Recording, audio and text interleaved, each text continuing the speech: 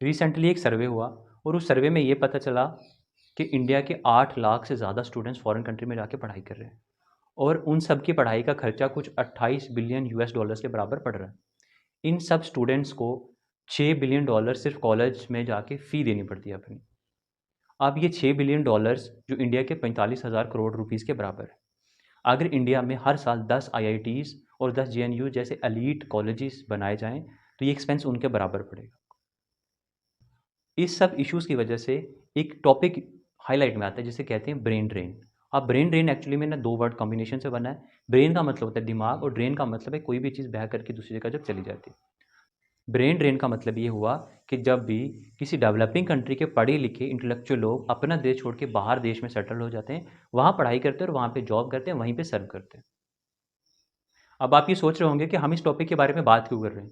Actually एक report के मुताबिक इंडिया में 1996 से लेके 2015 तक जो इंडिया के टॉप रैंकर्स थे क्लास 10th और क्लास 12th के, उनमें से 50% स्टूडेंट्स देश छोड़ कर के फॉरेन कंट्रीज़ में चले गए हैं और वहाँ पे वो लोग सर्विस कर रहे हैं और पढ़ाई कर रहे हैं। रिसेंटली एक रिपोर्ट आई और जिसने ये बताया कि साल 2021 के पहले 9 महीनों में ही इंडिया के 1 लाख सिटीजन्स ने अपनी सिटीजनशिप छोड़ दी और वो फॉरेन कंट्रीज में जाके सेटल्ड हो गए। वहीं पे 2014 से लेकर 2020 तक इंडिया के 6 लाख सिटीजन्स ने अपनी सिटीजनशिप को सरेंडर कर दिया। एक रिपोर्ट के मुताबिक इंडिया के 35,000 सिटीजन्स ने जो इंटरप्रेन्योर हैं उन्होंने अपनी सिटीजनशिप को सरेंडर कर दिया और जिनकी नेट वर्थ जो है वो बिलियंस में हो सकती है। आइए अब हम लोग ये जान लेते हैं कि ऐसे क्या कारण हैं कि ये लोग इंडिया छोड़ के बाहर जा रहे हैं और ये ब्रेन ड्रेन की प्रॉब्लम इंडिया में भी हो रही है। तो इसको 2 कैटेगरीज में डिवाइड किया गया है। एक होता है पुश फैक्टर, एक है पुल फैक्टर। पुश फैक्टर मतलब कुछ ऐसे कारण जिसकी वजह से लोग मजबूर हो गए इस कंट्री को छोड़कर के दूसरी कंट्री में जाने के लिए।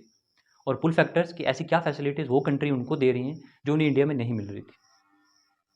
पुश फैक्टर से शुरू करते हैं। एक्चुअली में इसके 3 से 4 फैक्टर्स को डिस्कस करेंगे, रीज़न्स को डिस्कस करेंगे कि क्या रीज़न्स हैं लोग ये ऐसा कर रहे हैं।